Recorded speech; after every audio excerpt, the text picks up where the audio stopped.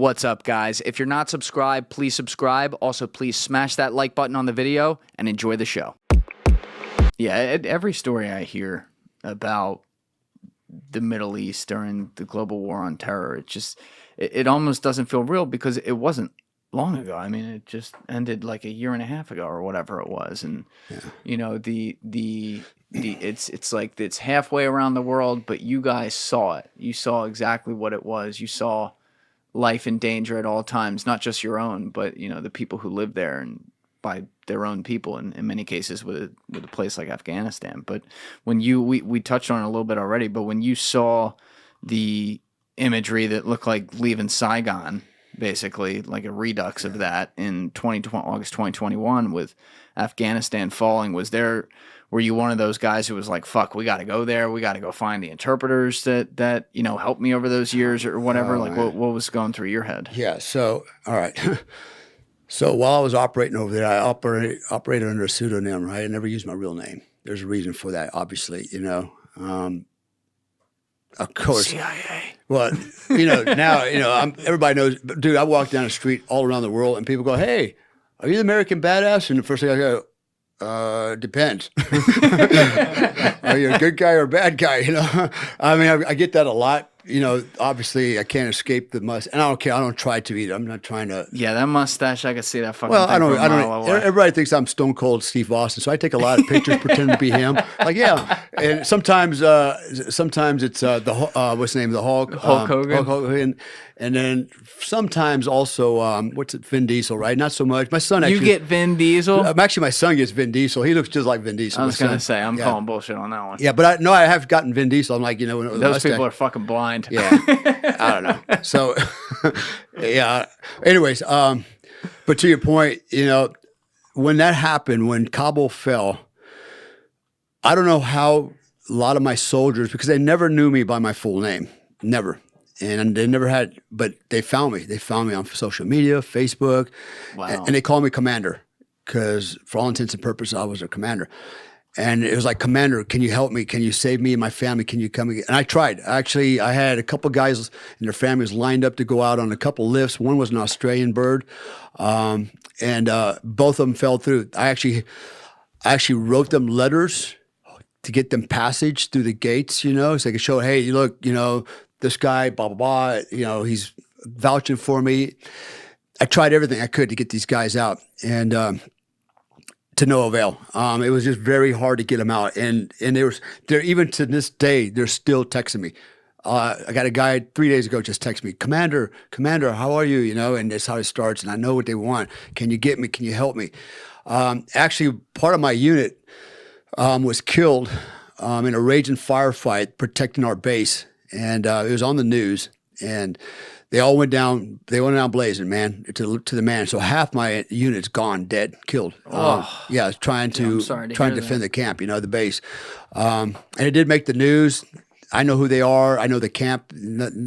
Some people know who it is, but those guys are gone. And there was only 42 guys in my platoon, and so I told my guys, I said, man, you're going to have to run for the hills, but there's nowhere to go. He said, as soon as they find out who you are and who you were working for, you're a dead man. In fact, had one guy text me hiding with his family, literally texting me in hiding. He said, they're outside right now looking for me. What can I do?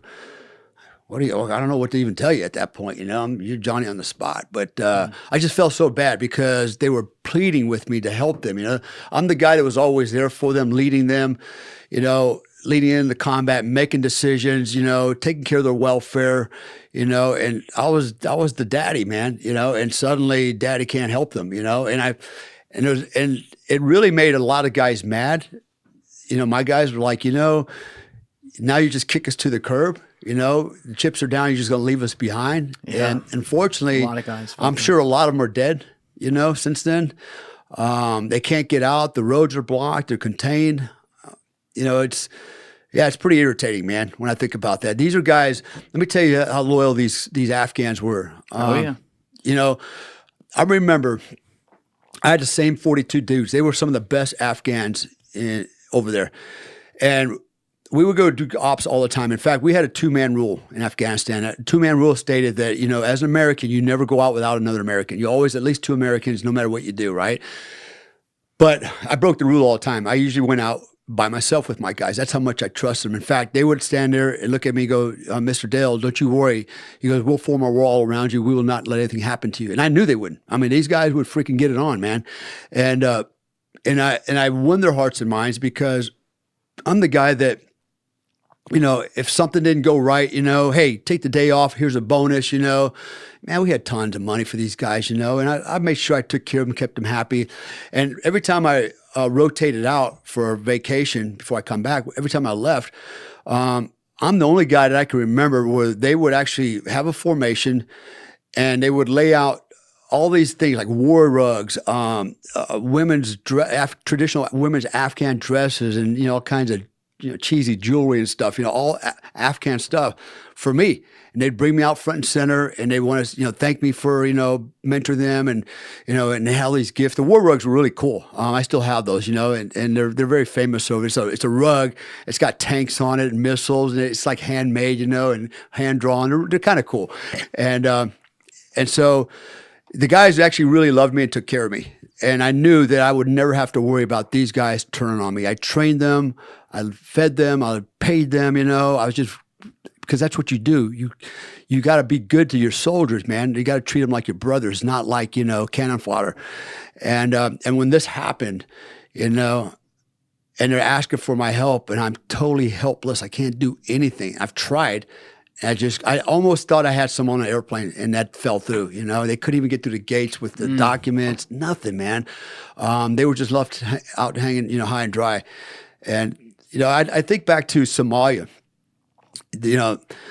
so in Mogadishu, remember, right, the big firefight, October 3rd, October 4th. And I remember on 92. Yeah, yep, 92. And I remember the next morning, maybe October 6th or 7th, something like that. I can't remember the exact day now. Colonel Garrison at the time, General Garrison in the movie Black Hawk Down, he was the Delta Force commander, Colonel Garrison. Very good guy, very good officer, very well liked. And he had a formation very early in the morning, like as soon as the sun came up in front of the hangars, we got all lined up, And I remember he said, I still remember what he said. He goes, gentlemen, war is nothing more than an extension of politics. And he goes, as of today, we are going to redeploy and go back to the U.S. Operations are over. And we're all standing there just dumbfounded going, wait a minute, we're still missing men. We're still missing people, right? Bodies. These... Someone's going to lose an election in November, though. And remember, it was Bill Clinton at the time in office, and we're all kind of looking at each other going, wait a minute, as a soldier, you're required to complete the mission, right? That's expected. If you have a mission, your job is to complete the mission. Mission and then men, okay? That's the order. And we have a mission. Our mission was to come there and basically kill or capture Adid, right? The warlord. That mission wasn't complete. Moreover, we've already lost bodies, and we can't find them, right? And there's people out there that need our help, Americans. And so what we expect as soldiers is that our commanders, including the commander-in-chief, the president, Clinton, to have the same resolve to continue the mission and see it to its end. And he didn't. He said, no, we got punched in the nose, we're going to go home. And well, all these men are dead. For what and why? So you can just quit and go home? We want to continue to campaign, at least get our bodies back, And this guy he's done. It made no sense, right? And it's one of the few times where I really started looking at combat and war differently. And I started looking at the politics of it all. And sometimes I started questioning. I was like, what is this all about, man? What do we do? Who am I? Why am I doing this in? And then when Kabul happened, I go, there it is again. We wasted so many lives, wasted so many lives to what end? Nothing, right? So those are two occasions in my military career. I'm 60 years old, and I've been in the military since I was 18, or working for the government in this capacity. And those are two incidents that really stand out, and I'm like, wow, the U.S. government had no problem wasting lives, good men, and putting their families and their children out there, without their fathers. And they didn't have the balls to complete the mission, the same thing they expect from us. If I didn't complete the mission, I get hung out to dry. I'm a shitbird for not doing my job. But they don't do their job, and their excuse is what? What was the excuse? There's no excuse. You think Well, the guys in offices in D.C., Yeah. they can make decisions from there. Yeah, exactly, right? And so, and man, that's one of those things that really, really pisses me off when I think about it, is I think about the good men like Gary, for example, Gary Gordon, that are gone for what? Mark, a friend of mine, Who was Gary? Gary Gordon, Congressional Medal of Honor winner in Mogadishu. Oh, right. Right. Yeah. And others. I mean, they're dead now. I mentioned the SEAL earlier who died a year after, he adopted a little baby girl, Yeah. It's like, okay, for what? Why'd all that happen, Yeah, sadly, it is what it is. War is a racket. And, when people... How do you stop that? You don't stop it. You know why? I'll quote Gustave Le Bon. He said, man is a warring ape. We've been, since the dawn of time, since the dawn of man, we've had over 12,000 wars. This is on our nature. War is our nature. This is what we do. Why? We're driven by three things. In my estimation. Power, money, and pussy. At the end of the day, procreation. Those are the three things that drive us, right? Triple P's. And we fight for that shit, right? And we kill for that stuff. It's really what it comes down to. And as long as there's power, there's money, and there's pussy, there's going to be conflict, Yes. And it's never going to end. And so there's no utopia. Get over it. So now what we've got to do is, if we can, first of all, we don't have to accept it, but just know this is a reality that, combat and war is what it is. Prepare for it, but also know that, life's not fair. And if you can at least come to terms with that, your life will be a little bit easier. Everybody wants to live in utopia, kumbaya. It's not going to happen. It never happens, okay? Let's be realistic about it. So we're not going to stop it. We're not going to change it. The best we can do is we've got to rein in the decision makers, the politicians. Those are the guys that are doing it.